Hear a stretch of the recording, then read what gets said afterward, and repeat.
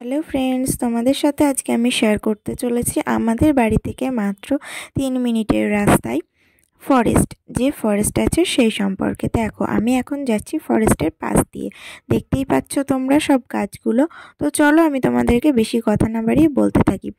এই ফরেস্টটা কিন্তু বেথুয়া ডহরি যে ফরেস্ট রয়েছে তার থেকে আয়তনে অনেকটাই বড়।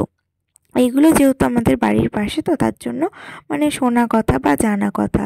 এবার আমি তো সব কিছু জানি না, তো চলো এবার তোমাদেরকে বলতে থাকি এই ফরেস্টে কী কী আছে। এই ফরেস্টে কিন্তু বেশি কিছুই নেই, তবে আগে সব কিছু ছিল। এখন গার্ড দেওয়ার অভাবে এখানে হনুমান রয়েছে, টিয়া পাখি রয়েছে, বিষাক্ত সাপ, শেয়াল, এইসব ছাড়া অন্য কিছুই নেই। আর যেহেতু বাড়ির পাশে, বুঝতেই পারছো, সব গাছ টাছ কেটে তো একাকাণ্ড অবস্থা। তবে যদি তোমরা কেউ চাও এখানে ফটোশ্যুট করতে আসতে, তাহলে বর্ষাকালে আসতে পারো। ভীষণ ভালো জায়গা ফটোশ্যুট করার জন্য। এখানে কিন্তু জি বাংলা সিরিয়াল থেকে শ্যুটিংও হয়েছে বেশ কয়েকবার, সেগুলো আমরা দেখেছি।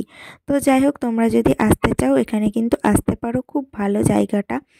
আর এখানে কি বলো তো, একটু প্রবলেম আছে, সেটা হলো যেহেতু এখানে গার্ডটা খুব একটা ভালো গার্ড দেয় না, তার জন্য এখানে যেতে গেলে খুব সাবধানতা অবলম্বন করে যেতে হয়। তবে এখানে কিন্তু আমরা প্রায়শই সময় যেতে থাকি, কারণ এখানে ভিতরে একটা বনবিবি বলে ঠাকুর আছে। ওখানে রং দোলের দিন খুব বড় সড়ো মেলা হয়, প্রচুর লোক আসে। সেটা একদম ফরেস্টের ভিতরে, মানে এতটাই মজা আনন্দ হয় কি বলবো। আমরা যেহেতু এখানে যাই, তো অনেক সময় ওখানে সবাই পুজো দিতে যায়, খুব জাগ্রত ঠাকুর, তো ওখানে সবাই যায়। আর এখানে যদি তোমরা চাও অবশ্যই আসতে পারো। আর এখানে আমি নামটা তো বললামই যে এই ফরেস্টটা বাহাদুরপুর ফরেস্ট নামেই পরিচিত।